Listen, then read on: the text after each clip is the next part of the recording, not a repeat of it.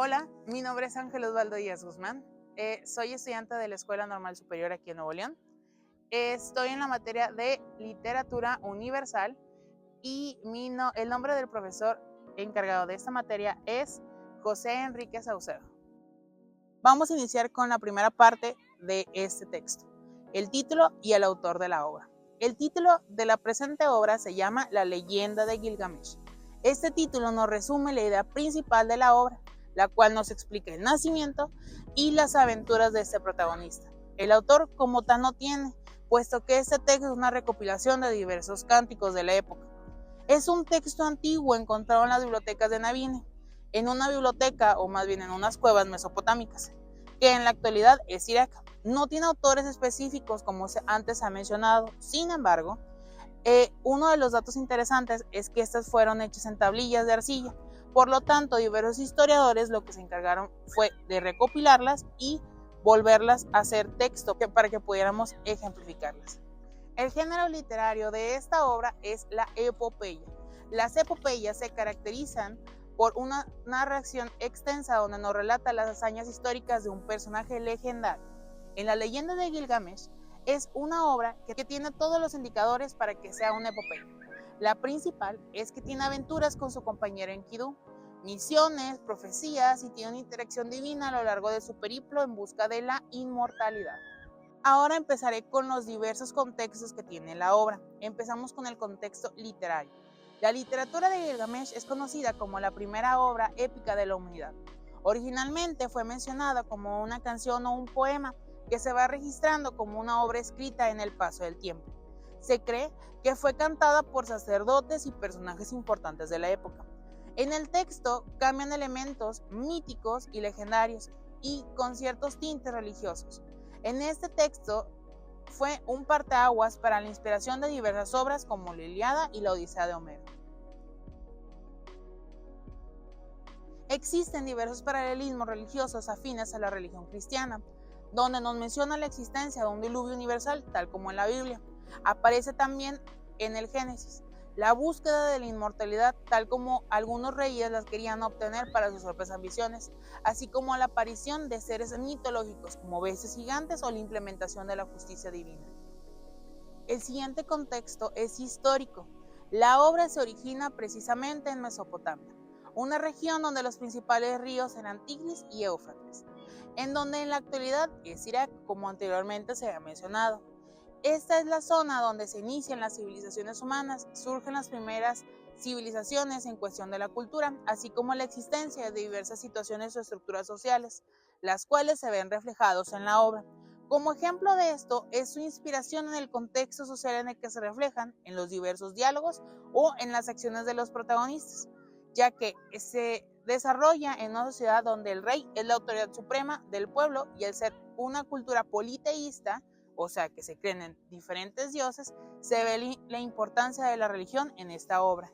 Por último, el contexto sociocultural.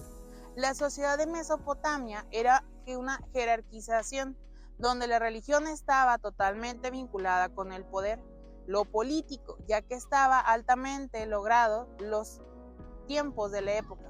No tan solo eran centros religiosos donde las personas practicaban su religión, eran sinónimos de poder, eran indicadores económicos y sociales.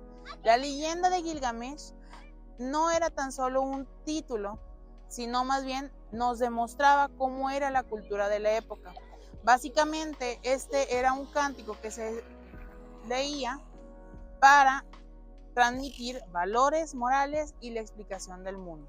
En el entorno en el que se desarrollaba la historia se expresaban preocupaciones básicas por los pobladores de ahí, como lo eran la mortalidad, las cuales en la obra se nos explica que los seres humanos no podemos acceder a ese reino, ya que es exclusivo para los dioses. El rol del rey, que simbolizaba la protección de todos los pobladores en ese territorio, la amistad, la cual se ve reflejada entre Gilgamesh y Enkidu. El argumento de la obra. El inicio de esta obra nos explica que Gilgamesh es el rey de Uruk. Él creó y protegió a la ciudad rodeándola de muros que evitaban el gran diluvio universal, salvándolos a sus pobladores que se encontraban en la ciudad de Uruk. Él es un semidios, el cual no se sabe exactamente quiénes fueron los dioses que lo crearon. Pero lo que sí se sabe, o lo que se menciona en esta obra, es que él era 3 partes Dios y una 4ª parte humano. Existen diversas comparaciones que hacen mención a las cualidades en las cuales tenía. Por ejemplo, que era tan fuerte como un buey, majestuoso, osado, sabio. Él no dejaba que sus hijos se quedaran con sus padres y arrebataba a las hijas de los brazos de sus madres.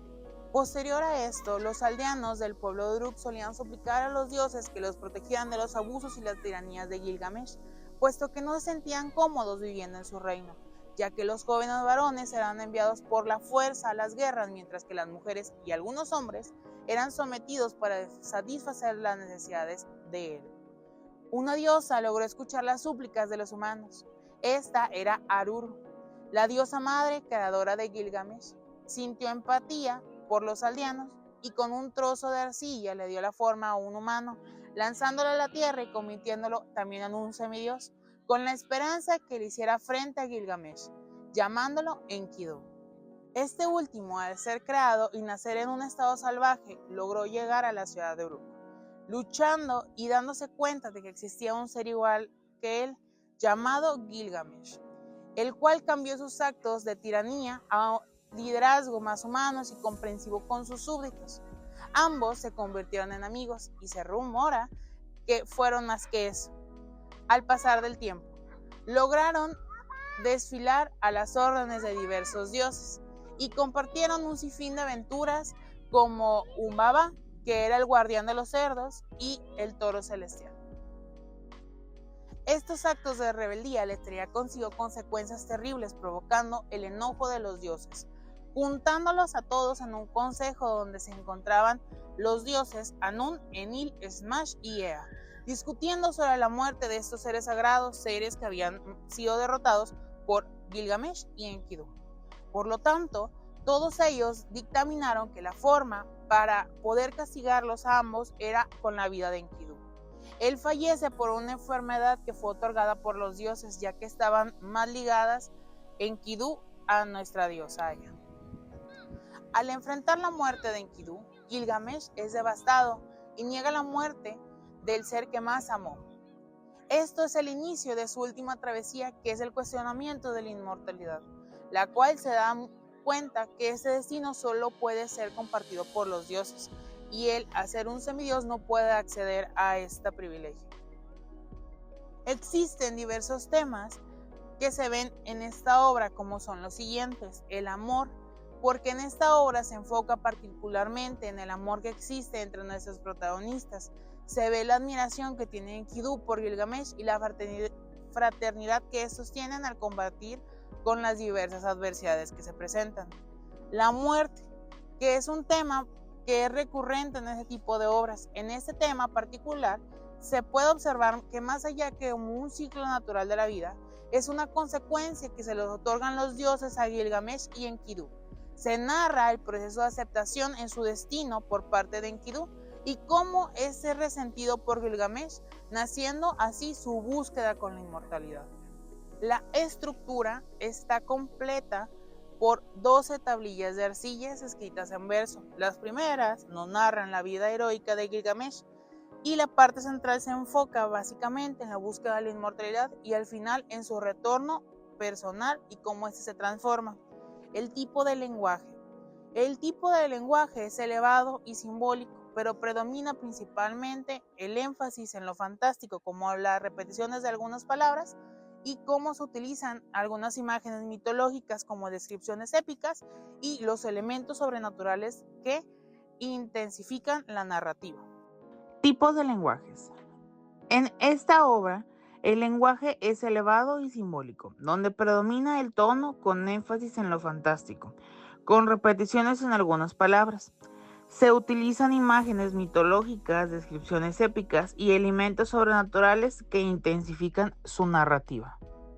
Existen diversos recursos estilísticos en la obra, como por ejemplo la comparación, que es la figura literaria que consiste en comparar una cosa con otra para darle idea de viveza y eficacia una entre otra.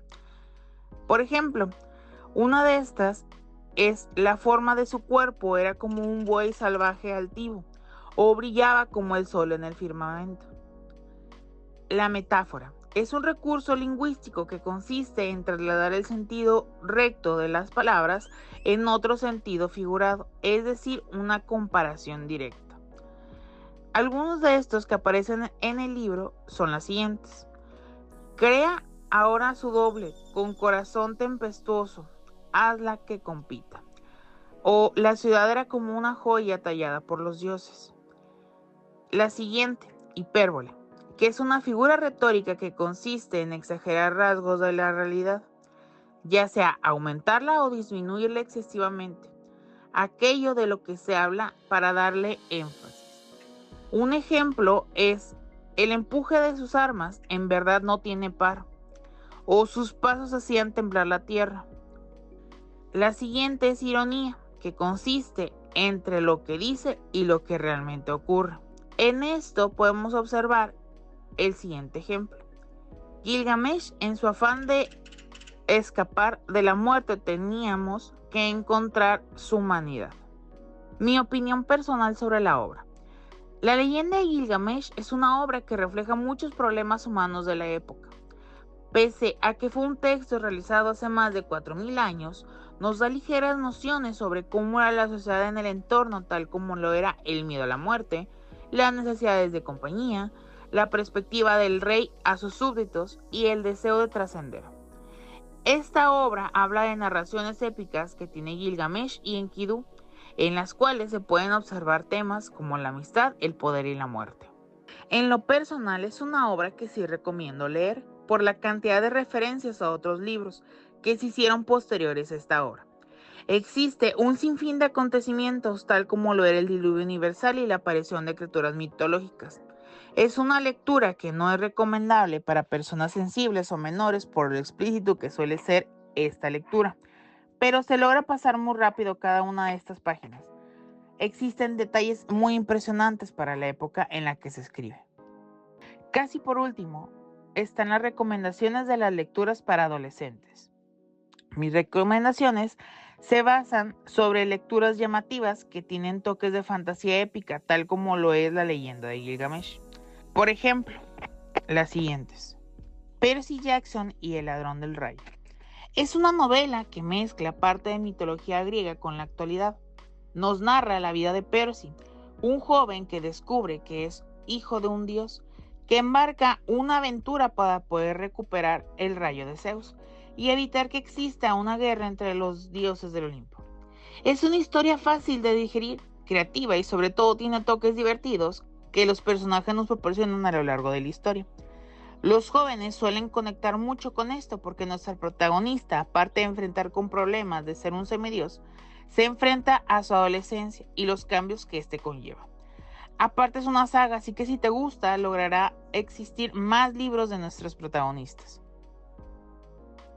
La siguiente recomendación es Las Crónicas de Narnia, El león, la bruja y el ropero. Este es un libro que sigue la historia de 4 hermanos que rondan entre los 8 a los 13 años, los cuales son inmersos en un mundo mágico escondido en su ropero, en el cual se encuentra en guerra entre una bruja blanca y el dios Aslan, un león con el poder de cambiar el futuro de su mundo. Esta obra combina la magia y las aventuras de nuestros protagonistas al tener que apoyar el bando del bien o el mal. Esta lectura es ideal para los jóvenes lectores porque estimula la imaginación y deja un mensaje valioso sobre la esperanza y el sacrificio. Esta es mi última recomendación, Las Crónicas de Kane, La Pirámide Roja. Este es el primer libro de una saga que se enfoca en 2 adolescentes llamados Carter y Sadie Kane, un par de hermanos adolescentes que descubren que son descendientes de antiguos faraones egipcios, obteniendo así poderes mágicos, y que deben enfrentarse a otros dioses que quieren hundir en la maldad a todo el mundo. Esta es una historia llena de aventuras, hechizos y mucho humor. Esta es una saga que se enfoca principalmente en jóvenes por su agilidad y los toques divertidos que le agrega el autor para que sea un texto ágil de leer. Mantiene la trama entretenida y dinámica a lo largo de sus capítulos. Espero que a todos les haya gustado este video. Cualquier duda pueden escribir en la cajita de comentarios. Muchas gracias.